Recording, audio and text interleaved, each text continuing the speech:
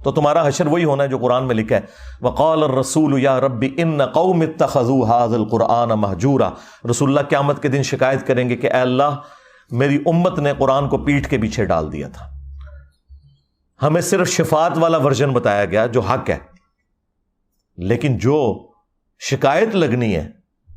کہ قرآن کو پیٹھ کے پیچھے ڈال دیا تھا وہ نہیں ہمیں بتایا گیا، اور پریکٹیکلی ہمیں نظر آ رہا ہے کہ قرآن کو پیٹھ کے پیچھے ڈال دیا گیا، اور نبی صلی اللہ علیہ وآلہ وسلم کو اس چیز کا غم ہے کہ مجھے قیامت کے دن اپنی امت کے خلاف گواہی دینی پڑ جائے گی کیونکہ انہوں نے قرآن چھوڑ دیا، اور ہم نبی صلی اللہ علیہ وآلہ وسلم کے اوپر امید لگا کے بیٹھے ہوئے ہیں۔ آپ نے تو شکایت کرنی ہے۔ الحمدللہ رب العالمین والصلاة والسلام علی سید الانبیاء والمرسلین، اما بعد فاعوذ باللہ من الشیطان الرجیم، بسم اللہ الرحمن الرحیم۔ شفاعت انبیاء علیہم الصلوات و تسلیمات اور شفاعت اولیاء اللہ کے حوالے سے مرزا جہلمی نے بظاہر تو اقرار کیا لیکن در پردہ انکار کرنے کی کوشش کی ہے، اور اس سلسلہ میں انبیاء علیہم الصلوات و تسلیمات اور اولیاء اللہ کی شفاعت کے حوالے سے مرزا جہلمی نے جو سٹیٹمنٹس اور بیانات دیے ہیں اس میں قرآن مجید فرقان حمید کی آیات اور احادیث میں معنوی تحریف کا ارتکاب بھی کیا، اور اہل سنت و جماعت کے اوپر مرزا جہلمی نے ایک افتراء اور بہتان بھی باندھا ہے۔ سورۃ الفرقان کی آیت نمبر 30 کا حوالہ دیا، سورۃ النساء کی آیت نمبر 41 کا حوالہ دیا، اور صحیح بخاری سے 2 احادیث مرزا جہلمی نے بیان کی، اور اس میں بھی معنوی تحریف کا اس نے ارتکاب کیا، اور اہل سنت و جماعت کے حوالے سے اس نے بہتان یہ لگایا کہ یہ لوگ اپنے بزرگ بابوں کو نبیوں سے بڑھاتے ہیں اور پیغمبروں سے ان کو اونچا لے جاتے ہیں، نعوذ باللہ تعالیٰ، جبکہ اہل سنت و جماعت کا ہرگز کوئی ایسا عقیدہ نہیں ہے۔ ہمارے ہاں تو یہ عقیدہ مجمع علیہ اور متفق علیہ ہے کہ جو کسی غیر نبی کو نبی سے بڑھانا تو دور کی بات ہے، نبی کے برابر بھی سمجھے وہ بھی دائرہ اسلام سے خارج ہے، اس کا اسلام کے ساتھ کوئی تعلق نہیں ہے۔ مرزا جہلمی نے جن آیات اور احادیث کا حوالہ دے کے اس میں ایک معنوی تحریف کا ارتکاب کر کے جو سٹیٹمنٹس دی ہیں ان میں سے ایک تو اس نے یہ بیان دیا اور یہ کہا کہ سورۃ الفرقان کی آیت نمبر 30 میں اللہ تعالیٰ ارشاد فرماتا ہے کہ رسول قیامت کو شکایت کریں گے۔ نبی صلی اللہ علیہ وآلہ وسلم کو اس چیز کا غم ہے کہ مجھے قیامت کے دن اپنی امت کے خلاف گواہی دینی پڑ جائے گی کیونکہ انہوں نے قرآن چھوڑ دیا، اور پھر یہ کہا کہ ہم نبی صلی اللہ علیہ وسلم پر امید لگائے بیٹھے ہیں کہ آپ نے تو شکایت کرنی ہے، یعنی ہم امید لگا کے بیٹھے ہیں حالانکہ نبی علیہ السلام نے اپنی امت کی شکایت کرنی ہے۔ اور ایک اور سٹیٹمنٹ دی اور کہا کہ ہم لوگ کہتے ہیں کہ یا اللہ جو کچھ بھی ہیں تیرے محبوب کی امت سے ہیں، اور محبوب رو رہے ہیں ہماری وجہ سے، ہم تو اس امید سے ہیں نا کہ نبی علیہ السلام نے ہمیں بچانا ہے، اور نبی علیہ السلام اس بات پر رو رہے ہیں کہ مجھے اپنی امت کے خلاف گواہی دینی ہے۔ یہ تو چیز ہی کچھ اور نکل آئی۔ وقال الرسول یا رب ان قوم اتخذوا هذا القرآن مہجورا، اور رسول اللہ شکایت کریں گے کہ میری قوم نے قرآن کو پیٹھ کے پیچھے ڈال دیا تھا۔ اچھا دیکھیں، ہم لوگ یہ کہتے ہیں یا اللہ جو کچھ بھی ہیں تیرے محبوب کی امت سے ہیں، اور محبوب نہ رو رہے ہیں ہماری وجہ سے۔ ہم تو اس امید میں ہیں نا کہ نبی علیہ السلام نے ہمیں بچانا ہے، اور نبی علیہ السلام اس بات پر رو رہے ہیں کہ مجھے اپنی امت کے خلاف گواہی دینی ہے۔ یہ تو چیز ہی کچھ اور نکل آئی۔ اور اس کے علاوہ اس نے ایک اور بیان دیا اور یہ کہا کہ یہ کہتے ہیں یہ کتنے گستاخ ہیں، کہتے ہیں کہ نبی کہیں گے ہمیں اپنی فکر ہے، اور ان کے بابے اور بزرگ وہ کہہ رہے ہیں کہ میں اس وقت تک جنت وڑنا نہیں جب تک اپنے مریداں نو جنت نہیں لے جاندہ۔ اللہ کا شکر ادا کریں 73 کے آئین میں آپ کو کافر قرار نہیں دیا ہم نے، ادروائز آپ نے کسر کوئی نہیں چھوڑی کہ آپ کو اسلام سے باہر نکالا جائے۔ اس سے بڑی گستاخی کیا ہے پیغمبروں کی؟ یعنی کہ یہ بابوں کو نبیوں سے बड़ा समझते हैं। अच्छा देखें कितने गुस्ताख हैं। दूसरी तरफ अंबिया के बारे में कहते हैं जी सारे नबी कहेंगे आज हमें अपनी फिक्र है, तुम किसी और के पास जाओ। अच्छा नबी कह रहे होंगे हमें अपनी फिक्र है, तो आड़े बाबे कह रहे होंगे कि मैं वड़ांगा ही नहीं तक तुम अपने मुरीद ना ले जावा। तो इसका क्या मतलब है? ये अपने बाबों को अंबिया से बढ़ के समझते हैं। तो अल्लाह का शुक्र अदा करें कि 73 के आयन में आपको काफिर नहीं करार दिया हमने, अदरवाइज गुंजाइश आपने कोई नहीं छोड़ी हुई है कि आपको इस्लाम से बाहर निकाला जाए इस तरह के अकीदे रखते हुए। जब एक बंदा गैर नबी को अंबिया से बढ़ा दे, इससे बड़ी क्या गुस्ताखी किसी पैगंबर की हो सकती है? ये मिर्जा जेलमी ने अहले सुन्नत के ऊपर बहतान लगाया। तो इस सिलसिला में ये बात तमहीदन ज़हन नशीन कर लें कि हम अहले सुन्नत व जमात के ऊपर मिर्जा जेलमी ने बहुत बड़ा बहतान लगाया कि नाऊज़ बिल्लाह ताला हम बाबों को, बुज़ुर्गों को या अल्लाह के वलियों को नबियों के बराबर या नबियों से बड़ा समझते हैं। हम कहते हैं ऐसा अकीदा रखने वाला काफिर दायरा इस्लाम से खारिज है। ऐसा कोई मुसलमानों का, सुन्नियों का अकीदा नहीं है। और हाँ, ये मिर्ज़ा जेलमी के राफ़ज़ी भाइयों का अकीदा है कि वो आइमा अहले बैत को अंबिया अलैहिमुस्सलातो व तस्लीमात से अफजल जानते हैं। अहले सुन्नत तो इस अकीदे को कुफ्र समझते हैं, बल्कि ये ऐसा कतई कुफ्र है कि जो ऐसे अकीदा रखने वाले को काफिर ना समझे, हम तो उसको भी काफिर समझते हैं, चे जाए कि नऊज़ बिल्लाह ताला हम ऐसा अकीदा रखें। ये मिर्ज़ा जेलमी का बहुत बड़ा बहतान है। बाकी रह गई शफात अंबिया और औलिया के हवाले से बात, तो ये बात तयशुदा है कि क़यामत वाले दिन अल्लाह रब्बुल इज़्ज़त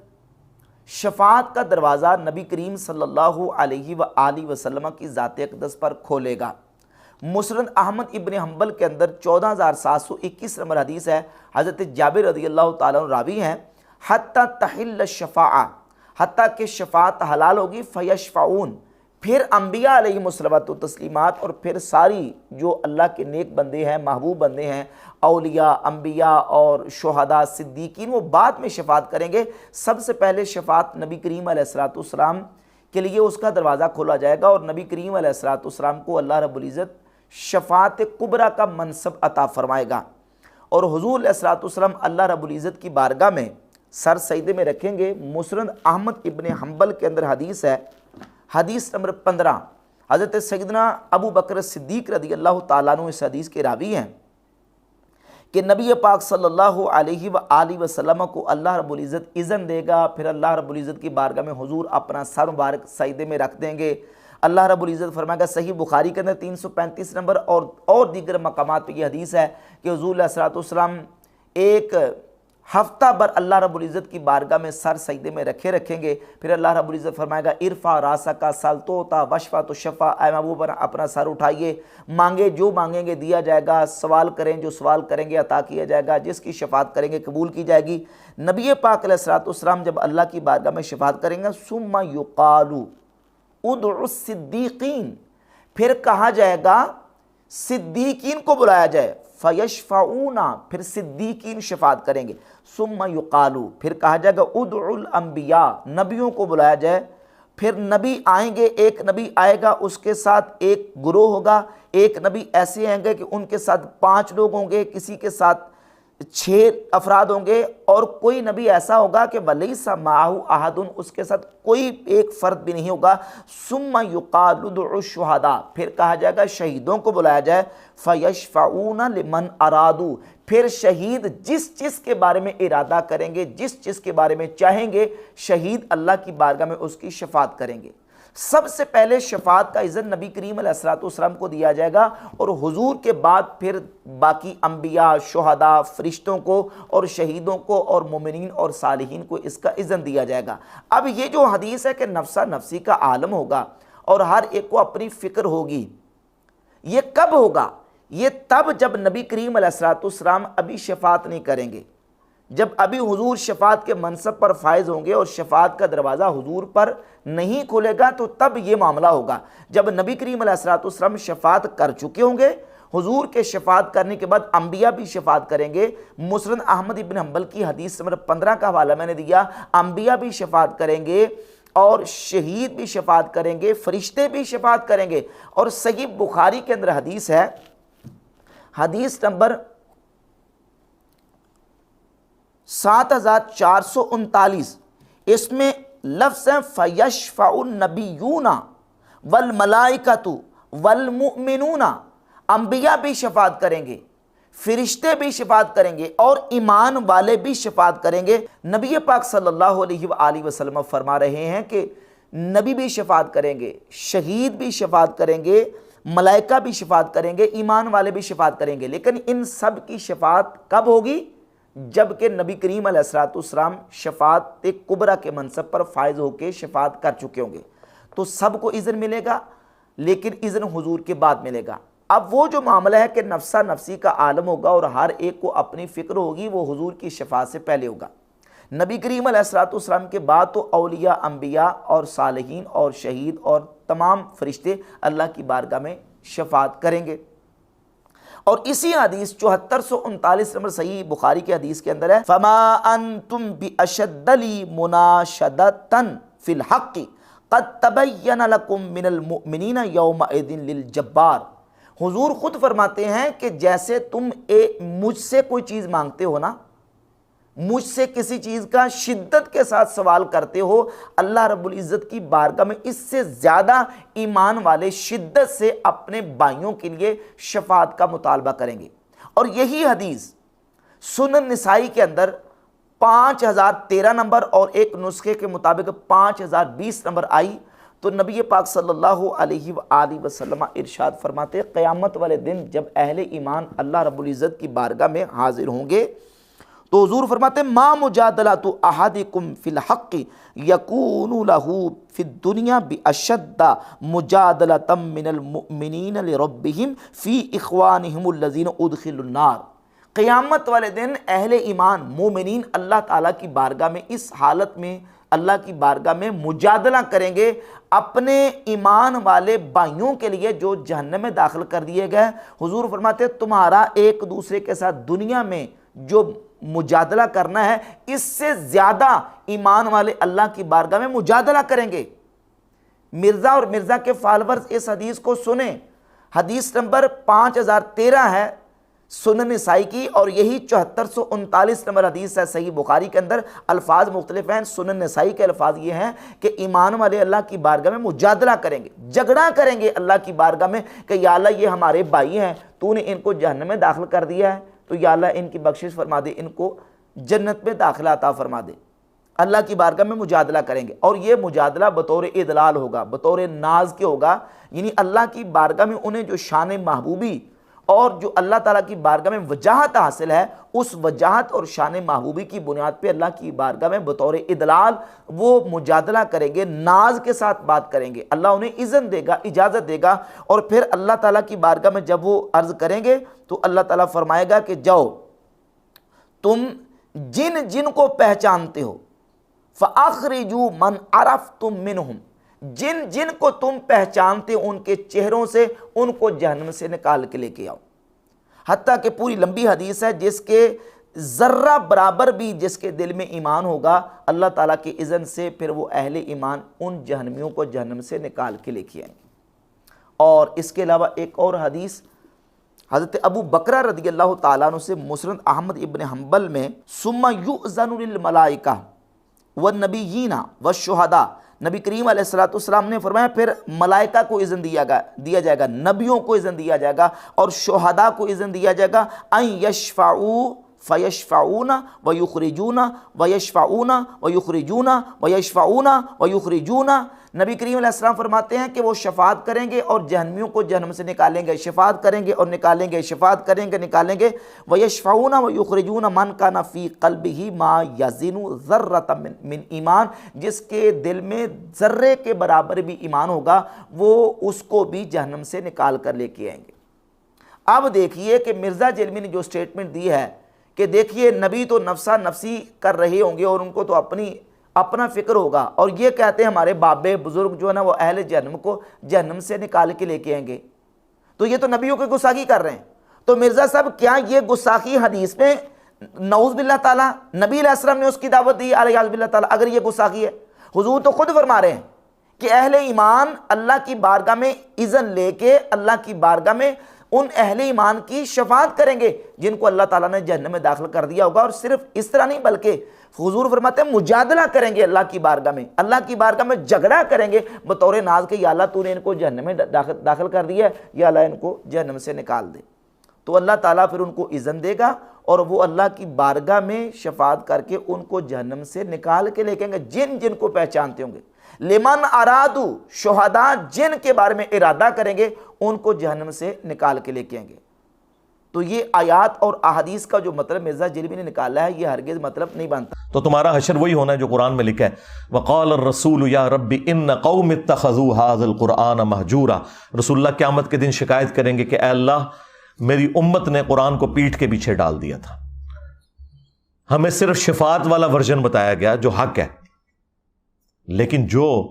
شکایت لگنی ہے کہ قرآن کو پیٹھ کے پیچھے ڈال دیا تھا وہ نہیں ہمیں بتایا گیا، اور پریکٹیکلی ہمیں نظر آ رہا ہے کہ قرآن کو پیٹھ کے پیچھے ڈال دیا گیا، اور نبی صلی اللہ علیہ وآلہ وسلم کو اس چیز کا غم ہے کہ مجھے قیامت کے دن اپنی امت کے خلاف گواہی دینی پڑ جائے گی کیونکہ انہوں نے قرآن چھوڑ دیا۔ اب مرزا نے جس آیت کا سہارا لے کے یہ کہا ہے کہ نبی صلی اللہ علیہ وآلہ وسلم اپنی امت کی قیامت والے دن شکایت کریں گے، اس آیت کی طرف ہم آتے ہیں۔ سورۃ الفرقان کی آیت نمبر 30 میں اللہ رب العزت ارشاد فرماتا ہے، وقال الرسول یا رب ان قوم اتخذوا هذا القرآن مہجورا، اور رسول نے عرض کی کہ اے میرے رب میری قوم نے اس قرآن کو چھوڑنے کے قابل ٹھہرا لیا۔ وقال، قال صیغہ واحد مذکر غائب ماضی کا ہے اور اس کا تعلق ماضی کے ساتھ ہے کہ رسول صلی اللہ علیہ وآلہ وسلم نے اپنی قوم کی شکایت کی اللہ کی بارگاہ میں اور وہ شکایت کر دی، عرض کر دی۔ اس کا تعلق زمانہ ماضی کے ساتھ ہے، اور اس آیت کی تفسیر میں مفسرین کی تفاسیر کو اٹھا کر دیکھ لیں۔ یہ میرے پاس تفسیر ابن جریر طبری ہے، امام ابو جعفر محمد بن جریر طبری نے اس کی تفسیر میں یہی لکھا کہ مراد اس سے یہ ہے کہ رسول نے اللہ کی بارگاہ میں ان کفار اور مشرکین کی شکایت کی کہ یا اللہ انہوں نے قرآن کو سنا نہیں ہے اور انہوں نے قرآن کو مانا نہیں ہے، انہوں نے قرآن کو چھوڑنے کے قابل ٹھہرا لیا۔ یہ تفسیر ابن کثیر ہے، حافظ ابن کثیر اسی آیت کی تفسیر میں ذکر کرتے ہیں، وَذَلِكَ أَنَّ الْمُشْرِكِينَ، کہ یہاں بات مشرکین کی ہو رہی ہے کہ مشرکین کے بارے میں نبی علیہ الصلوۃ والسلام نے اللہ کی بارگاہ میں عرض کی کہ یا اللہ ان مشرکین نے قرآن کو سنا نہیں اور قرآن کو مانا نہیں اور چھوڑنے کے قابل ٹھہرا لیا۔ تفسیر روح المعانی میں علامہ علوسی لکھتے ہیں کہ قرآن کو چھوڑنے کے قابل ٹھہرا لیا مطلب کہ اے متروکم بالکلیت ولم یؤمنوا بہ، یعنی انہوں نے قرآن کو بالکلیہ چھوڑ دیا اور اس پر ایمان نہیں لائے، وَلَمْ يَرْفَعُوا إِلَيْهِ رَأْسًا، اور اس کی طرف اپنا سر بھی نہیں اٹھایا، اور اس کے وعدے اور اس کی وعید کو انہوں نے اس سے کچھ متاثر نہیں ہوئے، یعنی قرآن پر ایمان ہی نہیں لائے اور قرآن کو چھوڑ دیا۔ اور وقال الرسول یا ربی ان قوم اتخذوا هذا القرآن مہجورا، اے قالوا فیہ غیر الحق من انہ سحر و شعر، انہوں نے قرآن پاک کے بارے میں نہ حق بات کی اور یہ کہا کہ قرآن تو جادو ہے اور قرآن تو شعر ہے۔ یہ ساری بات مشرکین اور کفار کے بارے میں ہو رہی ہے، نبی کریم علیہ الصلوۃ والسلام کی امت اجابت یعنی حضور کا کلمہ پڑھنے والے اہل ایمان کے بارے میں نہیں ہے۔ مرزا نے اس کو جوڑ دیا اور یہ کہا کہ قرآن نبی کریم علیہ السلام قیامت والے دن اپنی امت کی شکایت کریں گے، حالانکہ وقال الرسول صیغہ بتا رہا ہے کہ نبی علیہ الصلوۃ والسلام نے اپنی قوم کی یعنی مشرکین کی اللہ کی بارگاہ میں شکایت عرض کر دی کہ یا اللہ انہوں نے قرآن کو چھوڑنے کے قابل ٹھہرا لیا۔ اور پھر صحیح بخاری کی ایک حدیث 4582 نمبر اور سورۃ النساء کی آیت نمبر 41 اس نے پڑھی، جس میں اللہ رب العزت نے ارشاد فرمایا، پہلے میں آیت پڑھتا ہوں،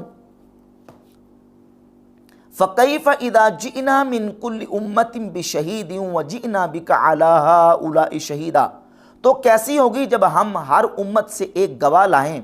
اور اے محبوب تمہیں ان سب پر گواہ اور نگہبان بنا کر لائیں۔ یہ آیت سیدنا عبداللہ ابن مسعود رضی اللہ تعالیٰ عنہ نے نبی پاک علیہ الصلوۃ والسلام کی بارگاہ اقدس میں جب تلاوت کی، حضور نے جب ان کو کہا کہ اے ابن مسعود میرے سامنے قرآن کی تلاوت کریں، انہوں نے سورۃ النساء کی آیات تلاوت کی۔ جب اس آیت پر پہنچے، صحیح بخاری کی 4582 نمبر حدیث ہے، تو حضور نے فرمایا امسک، اے ابن مسعود ٹھہر جا، تو نبی کریم علیہ الصلوۃ والسلام کی مبارک آنکھوں سے آنسو جاری تھے۔ یہ حدیث ہے۔ اس حدیث کی بنیاد پہ مرزا جیلمی نے یہ کہا کہ دیکھیں نبی علیہ الصلوۃ والسلام اپنی امت کے خلاف حضور کو شکایت کرنی پڑے گی اور حضور کو گواہی دینی پڑے گی اپنی امت کے خلاف۔ اب ان آیات اور احادیث سے مرزا نے یہ رزلٹ نکالنے کی کوشش کی ہے کہ نبی کریم علیہ الصلوۃ والسلام اپنی امت کے خلاف گواہی دیں گے، اپنی امت کی شکایت کریں گے، جبکہ واضح احادیث موجود ہے کہ نبی علیہ الصلوۃ والسلام اپنی امت کی قیامت والدین شفاعت کریں گے۔ حضور قیامت والدین شفاعت کبریٰ کے منصب پر فائز ہوں گے۔ رسول اللہ صلی اللہ علیہ وآلہ وسلم اپنی امت کے گناہ گاروں تک کی شفاعت کریں گے۔ اور سنن ابی داؤد میں، جامع ترمذی میں، سنن ابن ماجہ میں حدیث ہے، حضور فرماتے ہیں شفاعتی لأہل الکبائر من امتی، میری شفاعت قیامت والدین میری امت کے کبیرہ گناہ والے لوگوں کے لیے ہوگی۔ اور سنن ابن ماجہ میں 4311 نمبر حدیث ہے کہ لوگوں کا یہ گمان اور خیال ہے کہ میری شفاعت متقین کے لیے ہوگی، لا ولکنہا للمذنبین الخطائین المتلوثین، نہیں بلکہ میری شفاعت تو گناہ گاروں کے لیے اور خطائین بہت زیادہ خطا کرنے والوں کے لیے، المتلوثین اور گناہوں میں لتھڑے ہوئے لوگوں کے لیے ہوگی۔ حضور علیہ الصلوۃ والسلام تو یہ واضح فرما رہے ہیں کہ میں قیامت والے دن گناہ گاروں کی، خطا کاروں کی اور گناہوں کے اندر لتھڑے ہوئے جو لوگ ہیں ان کی بھی قیامت والے دن شفاعت کروں گا۔ آپ صلی اللہ علیہ وآلہ وسلم کے بارے میں یہ کہنا کہ حضور اپنی امت کی قیامت والے دن شکایت کریں گے اور امت کے خلاف گواہی دیں گے، احادیث کیا بتا رہی؟ احادیث تو یہ بتا رہی ہیں کہ نبی کریم علیہ الصلوۃ والسلام اپنی امت کی شفاعت کریں گے۔ ہاں، شفاعت کا اذن سب سے پہلے نبی کریم علیہ الصلوۃ والسلام کو دیا جائے گا اور حضور شفاعت کبریٰ کے منصب پہ فائز ہوں گے۔ آپ صلی اللہ علیہ وآلہ وسلم کے بعد پھر انبیاء علیہ الصلوۃ والتسلیمات، صدیقین، شہداء، فرشتوں اور اہل ایمان کو اللہ رب العزت شفاعت کا اذن دے گا، اور اہل ایمان پھر اللہ تعالیٰ کی بارگاہ میں اس انداز سے مومنین کی، اپنے مسلمان بھائیوں کی، اہل ایمان کی شفاعت کریں گے کہ اللہ کی بارگاہ میں مجادلہ کریں گے۔ سنن نسائی کی 5013 نمبر حدیث اور صحیح بخاری کی 7439 نمبر حدیث کے مضمون کے مطابق حضور خود فرماتے ہیں کہ جس طرح تم مجھ سے سوال کرتے ہو، اس سے زیادہ شدت کے ساتھ اہل ایمان اللہ کی بارگاہ میں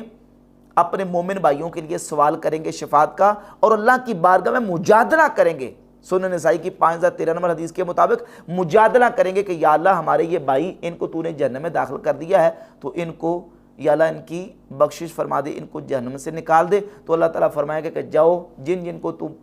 پہچانتے ہو ان کو پہچان کے تو جہنم سے نکال کے لے آؤ۔ جب شہداء کو اذن دیا جائے گا تو شہداء پھر شفاعت کریں گے۔ مسند احمد ابن حنبل کی حدیث کے مطابق لمن ارادو، جس کے بارے میں وہ چاہیں گے ان کی شفاعت کر کے ان کو جہنم سے نکال کے لے کے آئیں گے۔ اس سلسلے میں مرزا جیلمی نے صحیح بخاری سے ایک اور حدیث بھی بیان کی 3073 نمبر کہ نبی کریم صلی اللہ علیہ وآلہ وسلم نے فرمایا کہ تم اس حالت میں قیامت والے دن میرے پاس نہ آنا، لا الفین احدکم یوم القیامت علی رقبتہ شاۃ لہا ثغاء، کہ میں تمہیں قیامت والے دن کسی کو اس حالت میں نہ پاؤں کہ تم میں سے کسی کی گردن پر ایک بکری ہو اور وہ بکری چیخ رہی ہو، اور اس حالت میں تم نہ ہو کہ تم میں سے کسی کی گردن پر گھوڑا ہو اور وہ گھوڑا چیخ رہا ہو، اور تم میں سے کوئی شخص یہ کہے یا رسول اللہ اغثنی، اے اللہ کے رسول میری مدد فرمائیں، فاقول لا املک لک شیئا، اور میں کہوں کہ میں تمہارے لیے مالک نہیں ہوں کسی شے کا، تو تم اس حالت میں میرے پاس نہ آنا۔ تو اس سے رزلٹ یہ نکالا کہ دیکھو نبی صلی اللہ علیہ وآلہ وسلم تو یہ بیان کر رہے ہیں کہ تم اس حالت میں میرے پاس نہ آنا، یعنی میں تمہارے قیامت والے دن کسی کام نہیں آ سکوں گا، یہ رزلٹ نکالنے کی کوشش کر رہا ہے، جبکہ اس حدیث سے یہ رزلٹ نہیں نکلتا۔ اگر اس حدیث سے یہ رزلٹ نکلتا ہے تو صحیح بخاری ہی کی 1475 نمبر حدیث کے اندر خود نبی کریم علیہ الصلوۃ والسلام فرماتے ہیں کہ ساری مخلوق خدا اکٹھی ہوگی، کذالک استغاثوا بآدم، استغاثہ یستغیث، استغاثہ سے ہی اغثنی کا صیغہ ہے، اغثنی امر کا صیغہ ہے، یا رسول اللہ میری فریاد کو پہنچی ہے۔ حضور اس میں یہ فرما رہے ہیں 1475 میں کہ استغاثوا بآدم، پھر ساری مخلوق آدم علیہ السلام سے فریاد کرے گی، استغاثہ کرے گی، پھر موسیٰ علیہ السلام سے استغاثہ کرے گی، ثم بمحمد صلی اللہ علیہ وآلہ وسلم، پھر محمد صلی اللہ علیہ وآلہ وسلم سے استغاثہ کریں گے۔ جب نبی کریم علیہ السلام سے آ کے استغاثہ کریں گے، حضور کی بارگاہ میں فریاد کریں گے، تو رسول اللہ صلی اللہ علیہ وسلم کیا فرماتے ہیں؟ حضور فرماتے ہیں کہ پھر جب مجھ سے استغاثہ کریں گے فَيَشْفَعُ لِيُقْضَى بَيْنَ الْخَلْقِ فَيَمْشِي حَتَّى يَأْخُذَ بِحَلْقَةِ الْبَابِ فَيَوْمَئِذٍ يَبْعَثُهُ اللَّهُ مَقَامًا مَحْمُودًا۔ اللہ تعالیٰ حضور علیہ السلام کو مقام محمود پہ کھڑا کرے گا، حضور دروازے کا پھر جو ہے وہ حلقہ پکڑ لیں گے جنت کے دروازے کا، اور نبی کریم علیہ السلام شفاعت کبریٰ کے منصب پر مامور ہوں گے اور حضور مخلوق کی شفاعت کریں گے۔ جب مخلوق حضور کی بارگاہ میں استغاثہ کرے گی تو اس استغاثے کے بدلے میں، اس فریاد کے بدلے میں حضور ان کی فریاد کو پہنچیں گے اور نبی کریم علیہ السلام ان کی شفاعت کریں گے۔ حضور تو خود فرمانے کہ جب ساری مخلوق میرے پاس اکٹھی ہو گیا گی میں ان کی شفاعت کروں گا، میں ان کی فریاد کو پہنچوں گا۔ اب یہ جو حدیث ہے 3073 کہ جب تم میں سے میری بارگاہ میں کوئی شخص اس حالت میں آئے گا کہ اس کے گردن پر بکری ہوگی، اس کی گردن پر گھوڑا ہوگا اور وہ چیخ رہا ہوگا، تو مجھ سے آ کے یہ کہے گا اغثنی یا رسول اللہ، اے رسول اللہ میری فریاد کو پہنچے، اور میں کہوں گا لا املک لک شیئا، میں تمہارے لیے کسی شے کا مالک نہیں ہوں۔ اس میں نبی کریم علیہ السلام نے ملکیت ذاتی کی نفی کی ہے۔ ملکیت ذاتی کی ایک تو نفی کی ہے، اور دوسرا اس بات کی نفی کی ہے کہ تم اس حالت میں میرے پاس نہ آنا۔ لیکن اگر جب گناہگار حضور کی بارگاہ میں قیامت والے دن آئیں گے تو وہ گناہ کر کے ہی آئیں گے نا۔ جب حضور فرما رہے ہیں کہ شفاعتی لأہل الکبائر من امتی، سنن ابی داؤد میں، جامع ترمذی، سنن ابن ماجہ میں صحیح حدیث ہے کہ میری شفاعت میری امت کے کبیرہ گناہ والے لوگوں کے لیے ہوگی، تو اس میں نبی کریم علیہ السلام نے جو نفی کی ہے وہ ملکیت ذاتی کی نفی کی ہے، جو اذن حضور کو اللہ رب العزت دے گا اس کی نفی نہیں کی، اور وہ اذن اللہ تعالیٰ نبی علیہ السلام کو دے گا، جو کہ 1475 نمبر حدیث کے اندر موجود ہے کہ ساری مخلوق حضور سے استغاثہ کرے گی اور حضور سے کہیں گے کہ یا رسول اللہ ہماری مدد کیجیے، اور حضور ان کی مدد کریں گے اور ان کی فریاد کو پہنچ کے حضور ان کی شفاعت فرمائیں گے۔ ان احادیث سے نبی علیہ السلام کی شفاعت کی نفی نہیں ہوتی، جو کہ مرزا جیلمی نے در پردہ انبیاء علیہ الصلوۃ والتسلیمات کی اور اولیاء اللہ کی شفاعت کی نفی کرنے کی کوشش کی ہے۔